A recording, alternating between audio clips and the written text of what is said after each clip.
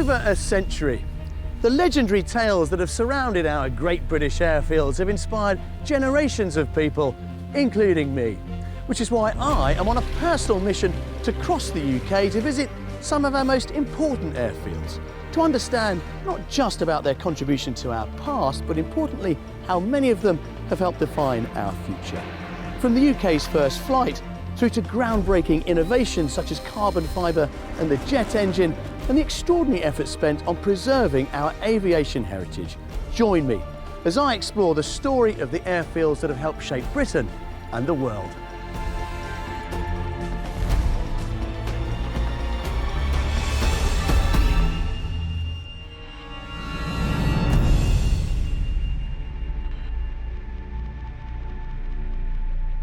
These now derelict hangars are all that survive of RAF Tangmere. But like its sister fighter stations such as Biggin Hill and Duxford, its role in the Battle of Britain during the Second World War has become the stuff of legend. Thousands of people witnessed ferocious air battles that characterised the campaign up in the skies above me from the safety of the ground below. But Tangmere's history also tells of another story, a story that at the time was shrouded in secrecy. It's the tale of covert operations run by Britain's Special Operations Executive. The only evidence of RAF Tangmere today is the Military Aviation Museum situated in the corner of the old airfield, revealing stories of bravery, pain, defeat and victory, especially those summer days in 1940 when the Battle of Britain virtually destroyed it. You know, Dave, whenever I come here, I'm astonished at just how extensive the museum's collections are. It's a proper labyrinth full of the most amazing material. But tell us a little more about Tangmere and the origins of this airfield.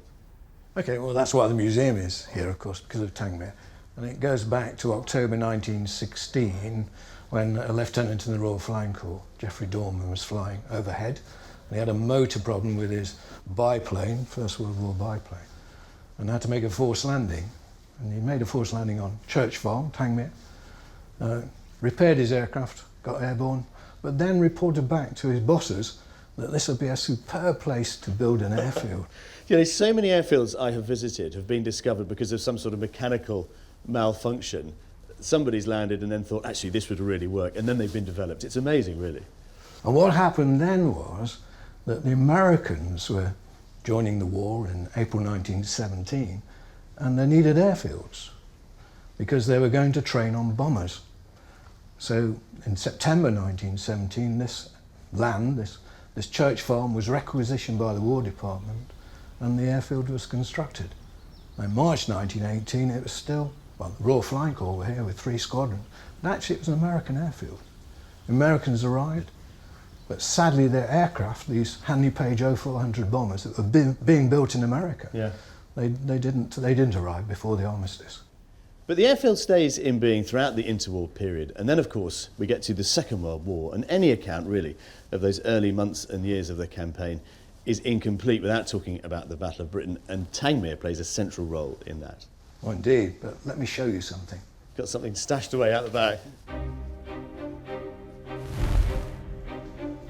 This is it, Jules. This is one of our 26,000 artefacts, probably the most important one. This is astonishing, actually. What am I looking at? This is a crashed Hurricane. It was crashed on the 30th of August 1940 during the Battle of Britain. A young sergeant pilot, 20 years old, Dennis Noble, took off from here and sadly was shot down over Brighton. It's a remarkable piece of forensic archaeology, really, isn't it? It is. And this particular aircraft shot down 6 enemy aircraft in August 1940. Flown by the squadron leader, 43 Squadron, Tubby Badger. And on the 16th of August, he actually shot down 3 Stuka aircraft south of South Bill. Now, the 16th of August 1940 is a big day in the history of Tangmere. How would you describe it? What happened? Well, the station commander at the end of that day described it as a victory for the Royal Air Force. And the reason was, even though this airfield was heavily bombed that day, it remained operational. And what actually happened was, about noon of that day, it was a Friday, 2 chain home stations, radar stations, Poling and Ventnor, they saw a build-up of enemy aircraft over Cherbourg, and it was actually 150 aircraft. I think that's an interesting thing. This one piece will make 52 layers. Watch on mobile devices or the big screen. All for free.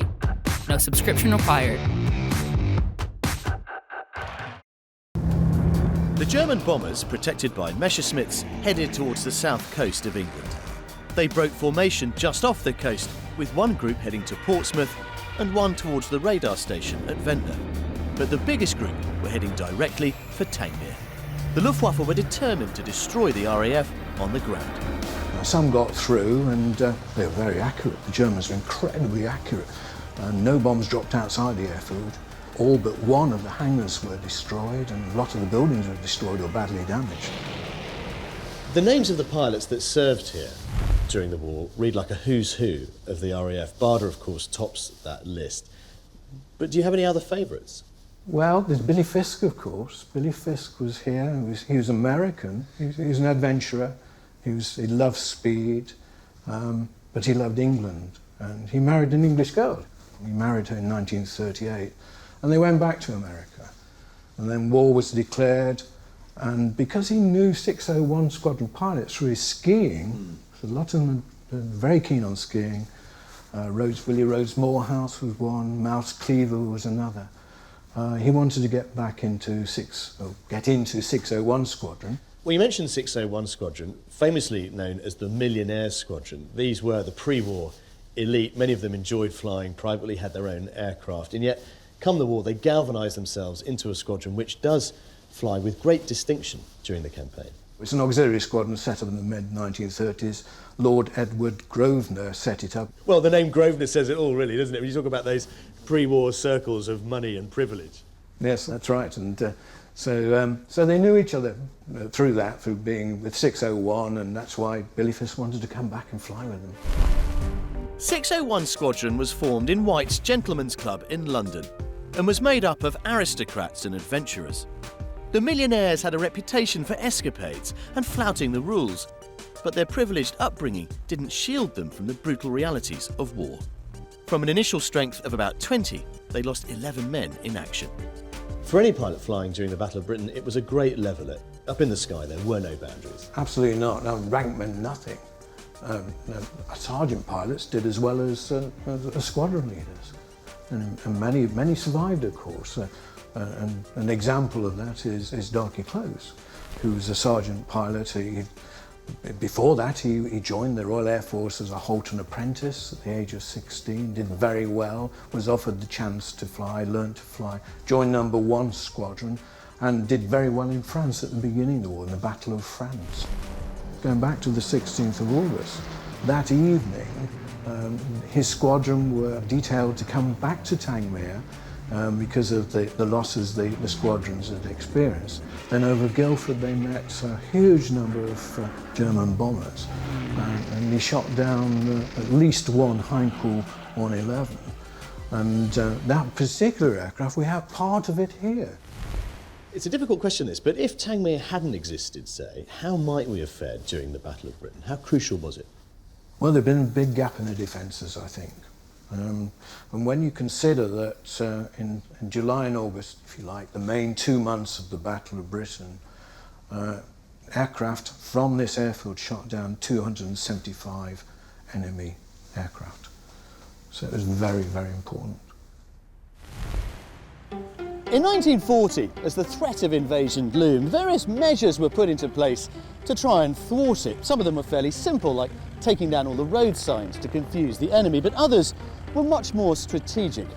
You can still see today, dotted across the landscape, hundreds of pillboxes, fortified bunkers that formed elaborate stop lines to try and meet any invasion should it get ashore. Now, chief amongst sites to be protected, of course, were Britain's airfields. Now, the pillbox was essentially a fairly simple reinforced concrete structure, but here on our aerodromes, the engineers went in for something that was altogether far more elaborate. Hello, Robin. Hi, Jules. Very nice to see you. Very nice to see you, sir, as well. Now, this is a bit different to the norm, and I'm used to seeing those hexagonal structures all over the place. As a kid, My mum and I used to play games spotting them to try and Right, alleviate the right. boredom of long Right. car journeys. But this is altogether something different. It is absolutely. It's a Pickett-Hamilton retractable fort or turret. A Pickett-Hamilton retractable fort. Absolutely. Brilliant. And the idea of retractable is the idea that it was raised up from the ground level. Had the airfields come under attack from enemy aircraft or parachutists or anything, it would come up out of the ground. It would fire, obviously, at the enemy, and then at the end of any action, it would sink back down into the ground again. So it's a brilliant idea of leaving the airfield itself unlittered by these huge concrete structures. Absolutely, yes. Every airfield had these in the UK.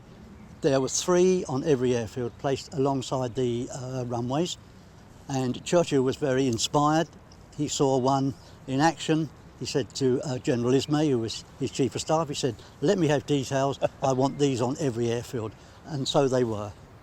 So as I'm looking at it now, it's effectively closed. Just lowered. Lowered. That's Lowered. the technical term.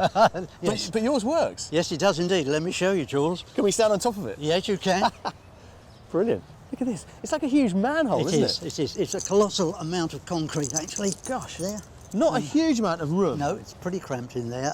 You would have had 3 airmen in there, Jules, with all their ammunition, brain gun, all their packs and everything else. It was very cramped.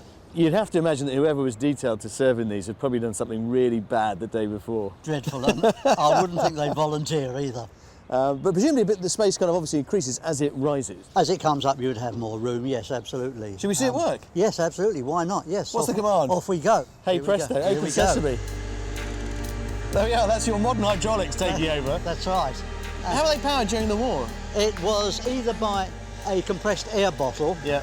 or a hydraulic handle. You know, the air bottle sometimes didn't quite have the energy to push it up that quick, so they supplemented it with a hydraulic handle. And that brought it up. It could be raised in 6 seconds and lowered in 3. Wow. But not today. Well, to be fair, it is, what, 70, 80 years old. But you can just start to see there, you know, the greater volume of space that's being created and the firing step. That's interesting. Yes, you can. And as it comes up, you'll see the actual firing slits where they fired from. And we have actually put an imitation machine gun on this one, so... But I suppose in a way it's quite a clever sort of prefab, isn't it? You can see this kind of brought into airfields very easily. It was very, very clever. There were about 300 of them, but 300 plus built. Yeah. And all the airfields had them. When you think about the standard pillbox and what you could fit in there, Yes. and with modern weapons, the field of fire that they would have had across an airfield, in a way, these probably didn't need to be right next door to the runway, did they? No, but that's where they placed them, because if an enemy attack did come, or paratroopers came, then it was in the ideal situation to attack. And let's or face it, defend the airfield. if Churchill said he wanted them, they had them. Indeed, yes. It was the inspiration behind it. It is surprising what you can find lying around an old airfield in Kent, Robin. It certainly is, Jules, isn't it? Yes. Well, well done to you and the rest of the game for restoring it. It Thank really you. is Thank a you. treat. Britain's airfields and the RAF aircraft flying from them were the first line of defence during World War II against an advancing German army. Never was this more true than at Tangmere. It played an essential role in the Battle of Britain. The Battle of Britain wasn't really a battle at all. It was actually a campaign. And just what that campaign, which was launched by the Germans, was trying to achieve is also unclear. One thing they were certainly trying to achieve was air superiority over southeast England. Whether they were trying to prepare for an invasion or not is not entirely clear. They were failing at the beginning, they were failing in the middle, and they were failing at the end. And one of the worst things for them is they didn't know it. They were clear about the nature of the losses on either side. They grossly overestimated the losses they were inflicting on fighter command. We, by the same token, overestimated the amount of damage we were inflicting on them, but that didn't matter so much. All we had to do was to keep going. The Battle of Britain was one of the turning points of World War II and prevented Germany from invading Britain. It was also the beginning of Germany's bombing campaign on London. The biggest raid of all, when the Luftwaffe launched what was pretty much a maximum effort on the 7th of September, the first major attack on London, was described by one RAF pilot who encountered it as looking up the escalator at Piccadilly Circus. The whole sky was covered in more than 700 German aircraft. And not only would you have had that sight, you would have had the sound as well, of course. Individual aircraft, okay, you can hear the odd one, but when you've got a massed air fleet like that, it's really impressive, the sort of droning sound. People got used to the distinctive sound of the German engine, which used to hum in a particular way. Overall, Fighter Command inflicted 1.8 times the losses on the Luftwaffe as it suffered itself. So one way in which you could add up the numbers at the end is to say that the Luftwaffe lost 1,887 aircraft to 1,023 in Fighter Command, 1.8 to 1 to the RAF. But of course that's only one way of looking at it. If you think that the Battle of Britain was about protecting the country from invasion, the rest of the Royal Air Force was also involved. So if you look at that, then in round terms, the RAF lost about 1,500 aircraft to the Germans 1,900. Either way, it's still a clear RAF victory. The Germans never came close, and they didn't realise it until the very end. But it wasn't just fighting out in the open that gave the British an advantage. One of Churchill's secret assets during World War II was the Special Operations Executive, an organisation tasked with encouraging and facilitating espionage and sabotage behind enemy lines. If you like, an underground army. Now, Churchill was determined that his SOE agents would set Europe ablaze by whatever means possible. The more unconventional, the better. They need to be hand-picked, they need gadgets, and they need somewhere to train out of sight of prying eyes, which is why I've come here to the heart of the Beaulieu estate in Hampshire.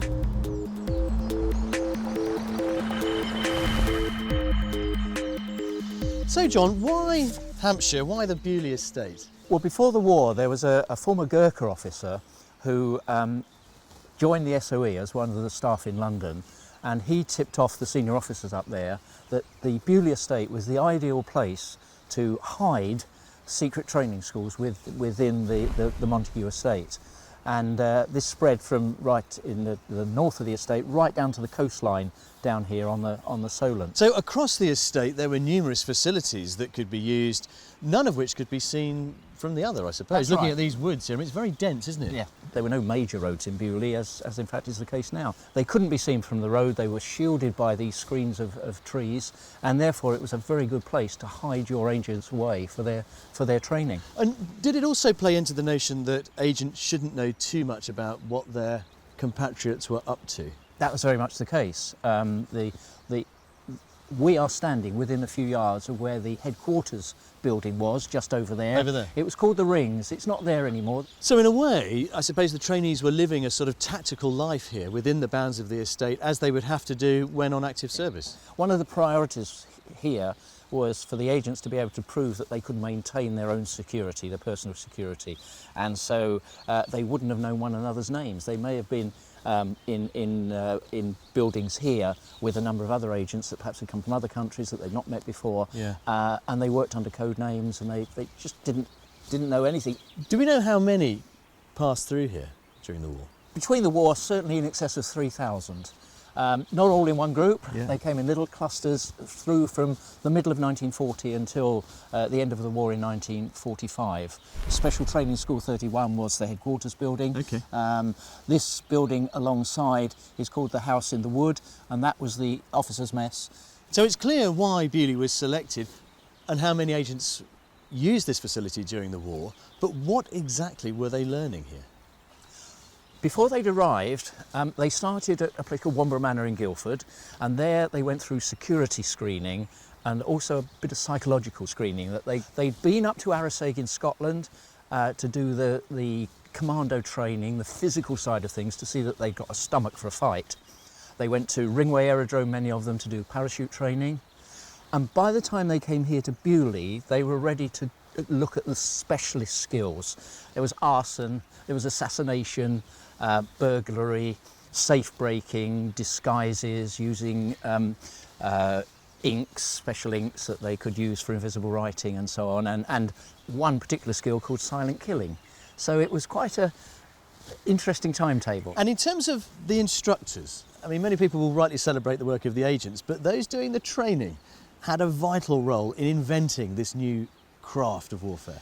If I start by saying that one of the trainers here, one of the instructors, was a certain Kim Philby, who eventually defected to the Russians, he described his fellow instructors here as a shoal of pretty odd fish. There was a man called Johnny Romensky, who's the most notorious Scottish criminal of all times. They found out he had certain skills that they could use, and they got him released from Barlinnie Jail on a special licence. There was also an actor, darling, called Peter Follis, who was out of the Old Vic. But, you know, an actor knows all about disguising your face, how to use makeup, how to change your clothes and change your character. He came down here and worked on that sort of thing. A shoal of pretty odd fish. Now, you talk about implements. The gadgets of special operations are one of the most fascinating and I suppose tactile bits of the story. You've got a few bits and pieces, haven't you, we can have a look at? I have indeed, yes. Should we take a wander into the woods and have a look? Right, will do.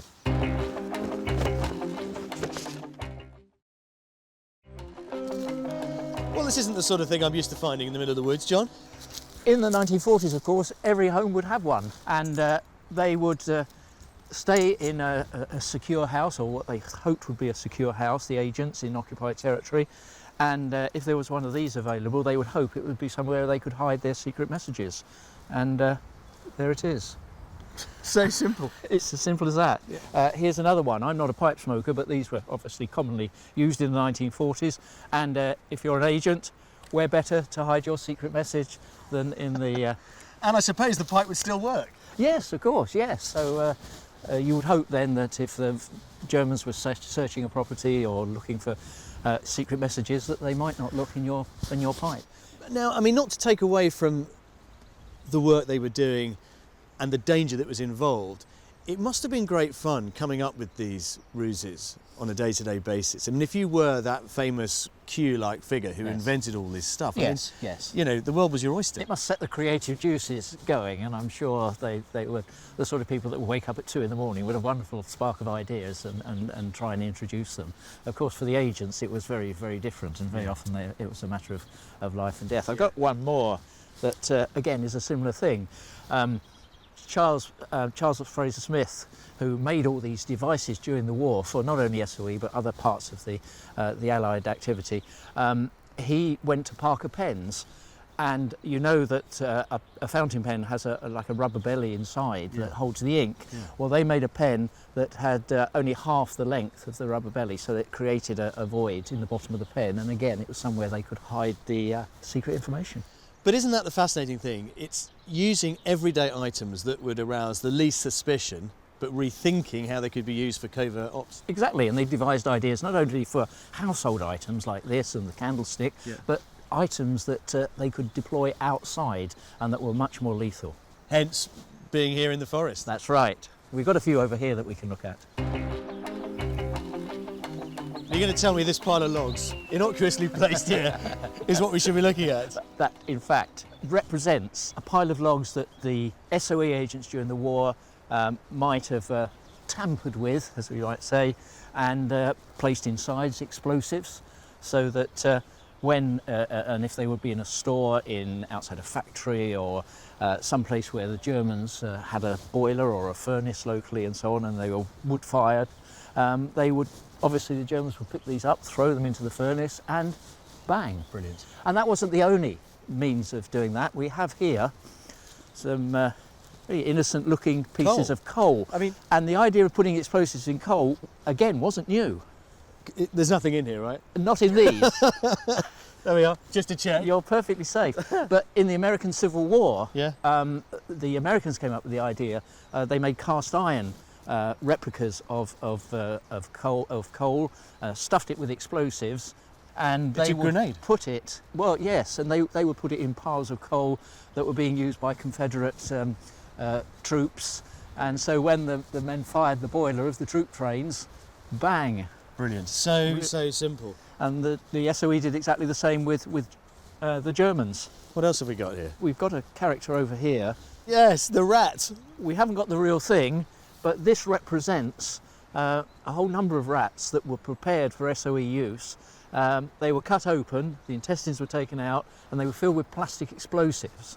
And the aim was for agents to receive these behind enemy lines and get members of the resistance in the local area to get into German factories and warehouses and so on, leave the dead rat lying around, and of course a vigilant soldier, German soldier, would pick it up and pitch it into a furnace or into a fire to get rid of the carcass, but of course it would have the effect of blowing the place to pieces.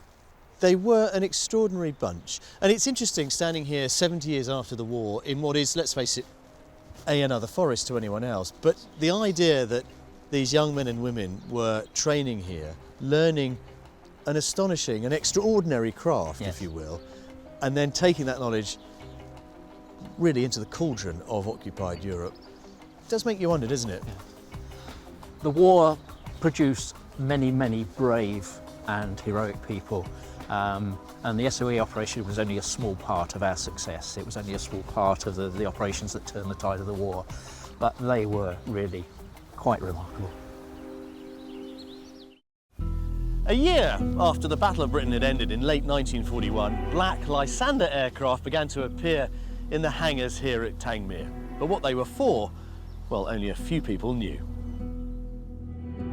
The mission of the pickup pilots in 161 Special Duty Squadron with the Lysanders was to insert agents into a field somewhere in France, obviously to recover agents from the field, and they would also have lots of packages which might have weapons in, it might have money in, they might be recovering intelligence packages and that sort of thing. Tangmere was selected due to its proximity to occupied France. Flights were short both on time and fuel. All of the pickup operations from Tangmere were scheduled to take place during the full moon period, or the moon period as it was called. The reason for that was because the pilots actually navigated by the light of the moon. Now rivers, lakes and roads, particularly wet roads, shine up very, very well at night by moonlight. And so they would choose some major intersections or major rivers, heading for usually the Loire, where the majority of the landing fields were. When they reached the landing field, the reception committee would hear the noise of the Lysander overhead, would flash a recognition code, which the pilot would reply to. He would then touch down, taxi back to the touchdown point. That's where the exchange of agents would take place. The packages would be handed in or handed out. The pickup pilots used two types of aircraft in their covert operations, the Lysander and the Lockheed Hudson. The Lysander was good at short landings and takeoffs, but could carry only 2 to 4 passengers, whereas the Hudson could carry up to 10. But being bigger, it required more space to touch down. The primary reason for painting the Lysanders black was because people thought that a black aeroplane at night would be almost invisible. And to a certain extent, that is true.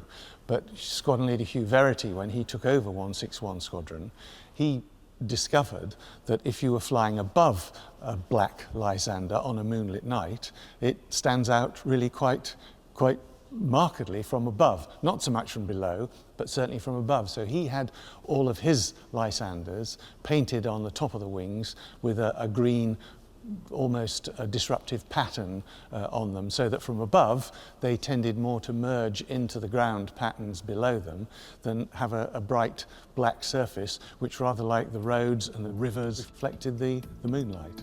The secret full moon squadrons carried out over 1,000 sorties, dropping over 900 SOE agents into occupied Europe. Something which was quite important was that the pilots never had a relationship with the agents. They didn't know their names, were never introduced. Whether they were male or female, the pilots always knew them as Joes. So they were taking ex-Joes out and bringing ex-Joes back, and of course that was the way it had to be for reasons of security.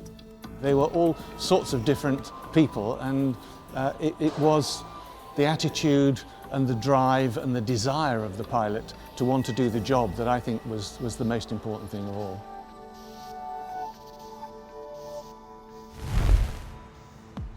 Now, we're all familiar with the bravery of the RAF's fighter and bomber pilots, but I wonder how many of us really appreciate the risks run by SOE's pickup pilots taking agents into and out of occupied Europe.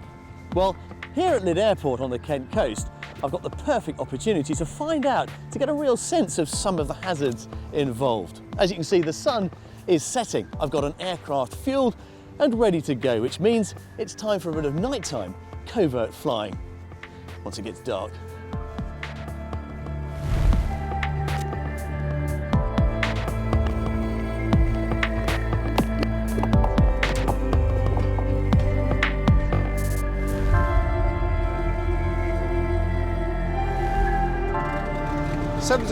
the basic service was Airfield. Now my pilot tonight is Barry. Barry, you're just finishing your pre-flight checks. Yep. We're all pretty much good to go. We are just about ready to go. We are allowed to taxi. We're just allowing the engines to warm up a little bit more. Now tonight, of course, we've got a modern twin-engine aircraft. During the war, they were using single-engine Lysanders, which made the whole thing much more hazardous. At least we've got one extra engine should things go wrong. But they won't, will they, Barry? Not planning on it. Okay, are you ready to go? I'm ready to go.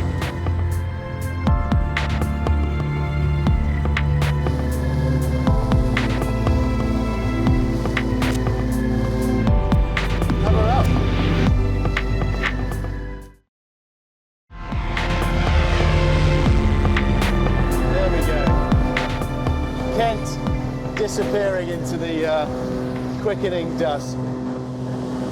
Now, Barry, you've studied these SOE pickup pilots yourself. They were undertaking the most extraordinary missions. They were, and in much less technical aeroplanes than this one. And they would navigate their way across the channel where there is no landmarks between that, all the way across towards France, and dead reckoning most of the way on just one big compass that's generally between their legs and the map. It's extraordinary, isn't it? Because obviously, you know, it's peacetime, the lights are on below us, both in Britain and of course in occupied Europe, all the lights would have been off during the blackout. So they'd been very difficult to actually, you know, find your landmarks, presumably just following railway lines, bodies of water, any clue. Now tonight we are undertaking something of an experiment with, of course, help of Barry and the team down at Lydd Airport. Now, modern airports generally have their lights on 24/7 just in case of emergencies, but tonight they're turning off the runway lights, and that's because we've got a team on the ground who are armed with torches to try and recreate the approach that SOE pilots had to make when they came in to occupied Europe. Now, they weren't finding regular airfields. These were simply open areas that the resistance had chosen for that night's operation. Now, this is how the process worked, roughly speaking. On the ground, a resistance reception committee would have selected the landing site. They'd have been listening for the aircraft coming in as we are now.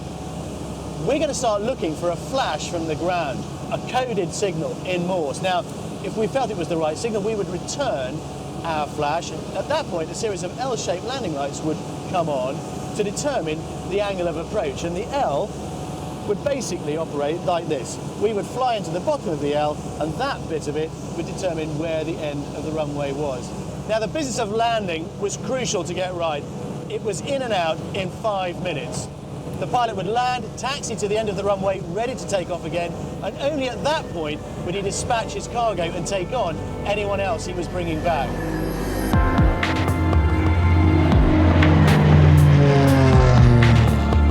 Ground crew, this is Jules from the plane. Please show us your Morse signal. There we are. Very dim. Just goes to show how hard it is to spot, actually.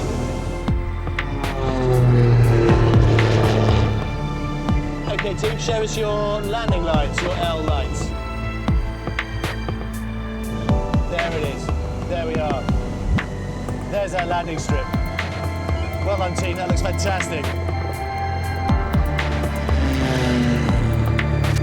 Well, I think Lydd can turn their landing lights back on now, can't they? Yeah, I think we've practiced that. Brilliant.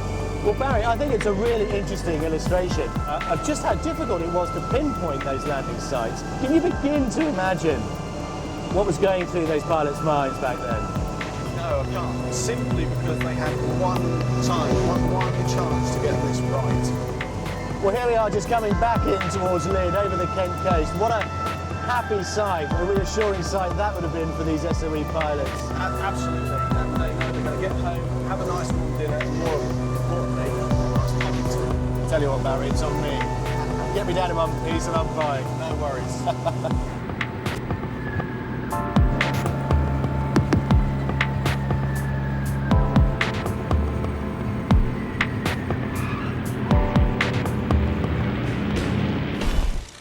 The pilots flying from airfields such as Tangmere, Biggin Hill and Coningsby risked their lives each time they took to the sky. Throughout the Battle of Britain, pilots suffered horrendous burns as their Hurricanes or Spitfires burst into flames after being hit by enemy fire. In 1941, a club sprang up at the Queen Victoria Hospital in East Grinstead, made up of 39 RAF patients called the Guinea Pig Club. It was spearheaded by pioneering plastic surgeon Sir Archibald Mackindoe. The Guinea Pig Clubs started as a drinking club. Mackindoe had not wished to have strict discipline in the wards.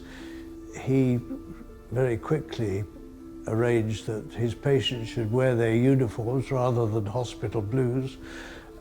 He arranged that they should have a barrel of beer in the ward, and he organised the local people to accept them in their hostelries. He recognised the fact that they had a struggle to return to what was normal life. They were grossly disfigured, and the disfigurement was very largely a matter of communication. It was faces that were disfigured and hands, and these are the principal means of communication from one person to another. The type of injuries that Mackindoe was facing did change somewhat. In a fighter plane, particularly the Spitfire, the high-octane fuel was in a tank which was more or less in the patient's lap. In a Hurricane, the petrol tanks were in the stubs of the wings and therefore on either side. So we're standing in the operating theatre that Archibald Mackindoe used when the theatres were rebuilt at the Queen Victoria Hospital soon after the war. Mackindoe didn't just develop lots of new techniques or apply principles. He also was instrumental, dare I say it, in using and developing tools for helping reconstruction. And some of the tools that he used we still use every day. So the scissors that he modified, we use for so many things in reconstruction and in burns. The forceps that he developed, again, we use usually to actually help stitch skin grafts, but also in many of the other reconstructive procedures that we utilise. The effects of Mackindoe's work continue to this day. A lot of what he brought into plastic surgery back in the Second World War continues in terms of the psychological support that we give to our patients and the early aggressive surgery that he promoted. As World War II progressed, the type of patient treated changed from fighter pilots to bomber crews, and by the end of the war, the total number of guinea pigs stood at 649. Being involved with the Guinea Pig Club has been an inspiration to me. One has to understand that not a single one of them failed to return to some form of normal life, despite residual deformities which can't be treated surgically. And they are, as a body of determined men, they are an inspiration. War is a great inventor, whether it's in the fields of medicine, science or engineering. During World War II, aviation technology had made a huge leap forward with the development of the jet engine. In 1946, this Meteor set a new world speed record, a staggering 616 miles an hour. But in peacetime, the technology embodied in aircraft just like this was pushed even further by the need to be faster. Airspeed records started almost as soon as aeroplanes could fly. In fact, the first records were set by the Wright Flyer in, I think, 1903, and at 6 miles per hour. Progress was fairly rapid. Within 10, 15 years, they were doing 80 to 100 miles an hour, and shortly thereafter, we were talking about hundreds of miles per hour in the 30s and 40s. So it was a fairly rapid progression. By the early 1920s, aircraft were reaching over 200 miles an hour. The Schneider Trophy Air Race for seaplanes pushed development even further through competition. And in 1931, Britain achieved over 400 miles an hour in a Supermarine S6B. But it didn't stop there. It started during the Second World War when we developed jet engines. And Frank Whittle came along, and people didn't believe in jet engines, but the Germans were doing a lot of work as well. And by the end of the war, we had the Meteor, and it did, I think, fly several times during the Second World War, but it wasn't a serious contender. But after the Second World War, it was developed, and it broke a number of speed records, and it also sold a lot of aircraft around the world. It was just 2 years after the war, in 1947, that the sound barrier is broken by the American Bell X-1. And from there on, airspeed just rocketed.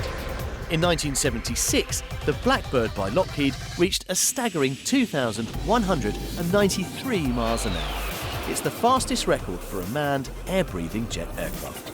I don't think we're going to see an aircraft that is self-propelled and manned flying at maybe 2,500, 3,000 miles per hour again. But if you look to what's happened since with passenger jets, Concorde, for instance, still holds numerous records.